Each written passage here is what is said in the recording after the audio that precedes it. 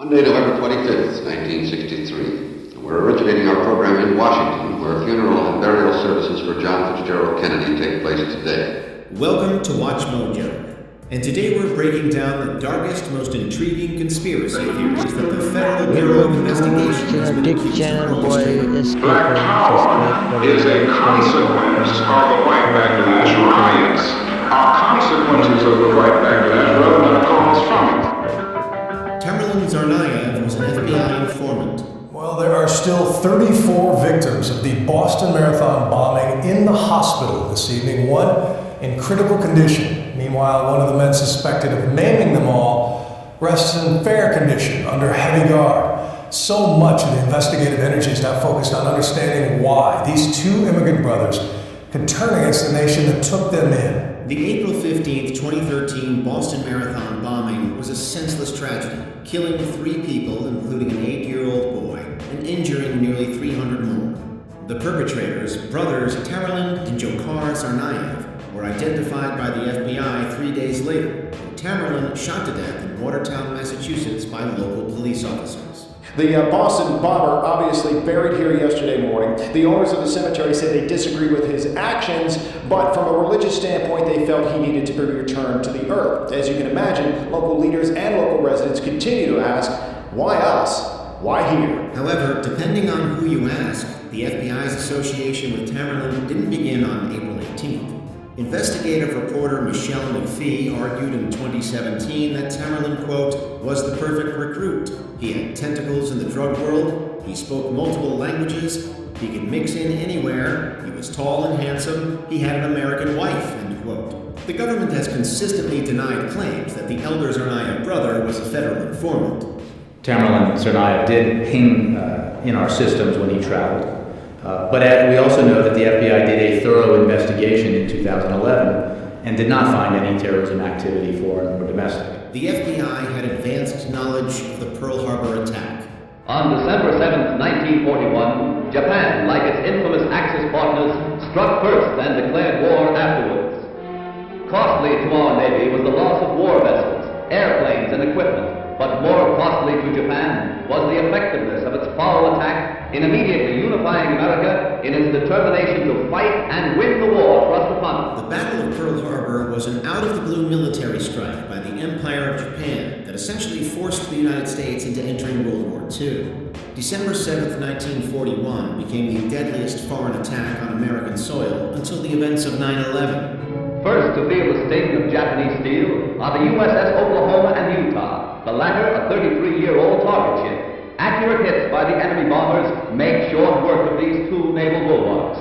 Now, with their keels practically out of water, they lie helpless wrecks and a sad reminder of cowardly strategy. Some conspiracy theorists have asserted in the years since that the attack on Pearl Harbor was hardly a surprise, and that high-ranking U.S. government officials had foreknowledge of what was to come. Yugoslavian businessman and double agent Duško Pavlov, who worked for the Abwehr and MI15, claimed that he had broached the possibility of such an attack to the FBI, but was brushed aside and considered paranoid by the organization. It just so happens the Germans were doing a little bit of work for the Japanese. The Japanese had asked the Germans to collect some data. The Americans had the equipment to actually magnify the microdot and to read the questionnaire. And wouldn't you know, the questionnaire included questions about Pearl Harbor. The Viola Liuzzo incident. It's everybody's fight. That was Viola Liuzzo's reaction after witnessing the televised assault on civil rights protesters in Selma 58 years ago this week. The shameful, embarrassing case of civil rights activist Viola Liuzzo still haunts the FBI. Liuzzo, who was moved to pursue such advocacy in the wake of the violent Bloody Sunday protests in Selma, Alabama, was killed by local Ku Klux Klan members. Crucially for our list today, one of the men, Gary Rowe Jr., was an FBI informant. The Klansmen were ultimately arrested, but acquitted by an all-white male jury. 3 were later convicted in federal court and sentenced to only 10 years in prison. As an attempt to draw attention away from the Bureau's involvement, J. Edgar Hoover conspired to accuse Liuzzo of having been on drugs and involved in an intimate encounter with her black colleague. Liuzzo's children learned the truth in 1978, having obtained sealed documents through an FIOA request.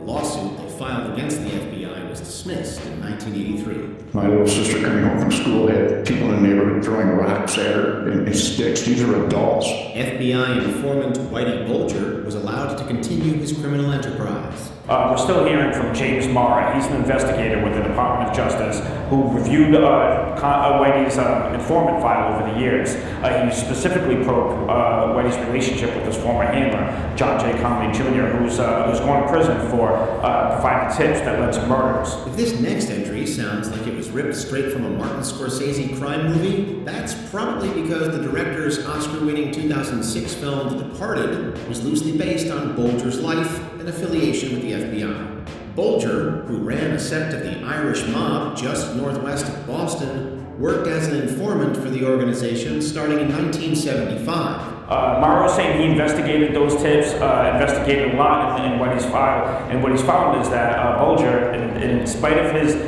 gangster's denial of being an informant, he was allegedly ratting out people throughout the years, everyone from the mafia to some of his own associates. The widely feared career mobster made proverbial lemonade, using his relationship with the Bureau to quote-unquote take out witnesses, his enemies, and others who had the misfortune of crossing his path. Once it was leaked that the FBI had effectively condoned Bulger's horrific conduct in 1997, the organization was lambasted for its perceived corruption and turning a blind eye to get what it wanted. The 300 heavily redacted documents show the FBI knew Bulger was involved in several crimes before agents recruited him as an informant. In November of 1974, the FBI investigated Bulger for extortion. One document indicates that Bulger and others had threatened a witness. Quote, the threats have included bodily harm, and he, meaning the witness, is in constant fear for his life. The FBI didn't take 9/11 threats seriously. Agent Gary Labor says their focus before September 11, 2001 was on everything but terrorism. Our priorities were other things at the time, organized crime, bank robberies, all of those things that at the time took up the bulk of our work. The deadliest foreign attack on the United States claimed nearly 3,000 lives, which gives it the tragic, unfortunate distinction of being the most lethal terrorist attack ever conducted. In the immediate aftermath of the attacks, various government officials denied knowing that terrorists were capable of using airplanes as missiles. 10 years ago, it took me 9 months to get one meeting at the cabinet level to talk about Al-Qaeda. And that meeting occurred a week before 9/11. And what happened after the meeting? Nothing. A damning 2002 Chicago Sun-Times article asserted that, quote, the FBI had advanced indications of plans to hijack U.S. airliners and use them as weapons, but neither acted on them nor distributed the intelligence to local police agencies, end quote. Additionally, national security expert Richard Clarke accused the FBI of having the eventual hijackers' names, given the breakneck speed at which they were identified. All 19 of the hijackers were in the U.S. on legal visas, issued in their true names with no real background checks. Officials say today that would not happen. It's very hard to get a visa to enter the United States if your name even sounds like a terrorist. The disappearance of Jimmy Hoffa. Big business and the government are trying to sow the seeds of dissent among our ranks at a time when we need unity. We need solidarity. Labor union leader Hoffa was a highly controversial figure in his lifetime. On the one hand, he was praised for his adamant support of workers' rights. On the other, he was well known for his involvement with organized crime, regularly associated with individuals accused of having mob ties. His 1975 disappearance, aged 62, has been heavily debated, scrutinized, and pored over. They're all gone. Russell, Angelo, Salerno, Pro, Dorfman, Sally Bugs, they're gone. Who are you protecting? You know who's not gone? Mr. Hoffa's family, his children. They're here, and they gotta live not knowing. Hoffa's body has never been found, which has led to several conspiracy theories as to what happened to it. Chiefly among them that the FBI or some other federal agency had Hoffa taken out. Joe Franco, who worked closely with Hoffa, claimed in his Hoffa's Man book that he was pushed out of an airplane into the Great Lakes. After more conversation outside the car, Hoffa finally got in with the government agents and drove away. Franco says he followed the car all the way to the Pontiac airport, where he watched as Hoffa headed for a prop jet. All I could see was Jim with a big smile on his face, reaching up. I could see a hand come out, shaking hands with him, and help him up the staircase. The FBI participated in a JFK assassination cover-up. From Dallas, Texas, the flash, apparently official, President Kennedy died at 1 p.m. Central Standard Time, 2 o'clock Eastern Standard Time, some 38 minutes ago. The November 1963 assassination of President John F. Kennedy is now the stuff of American legend. The 35th president was shot and killed almost instantly during a presidential motorcade in Dallas, Texas. As the official story goes, the assailant was former U.S. Marine Lee Harvey Oswald, who was killed just 2 days later by Jack Ruby. He's been shot. Lee Oswald has been shot. The 1979 U.S. House Select Committee on Assassinations determined that the original FBI investigation was flawed, suggesting a cover-up. The 1992 book, JFK, The Last Dissenting Witness, alleged that eyewitnesses to the assassination had been intimidated by the Bureau into changing their stories. The Warren Commission, the federal committee that had initially been tasked with investigating the assassination, was additionally unable to conclusively determine that Oswald had been an FBI informant. I want to correct anything that might have been misinterpreted or misunderstood, and that is regarding information that the FBI might have had about this man. I do not know if and when the FBI has interviewed this man. Before we continue, be sure to subscribe to our channel and ring the bell to get notified about our latest videos. You have the option to be notified for occasional videos or all of them. If you're on your phone, make sure you go into settings and switch on your notifications. The true story of COINTELPRO. Any black leader with charisma was a target of the government's COINTELPRO program.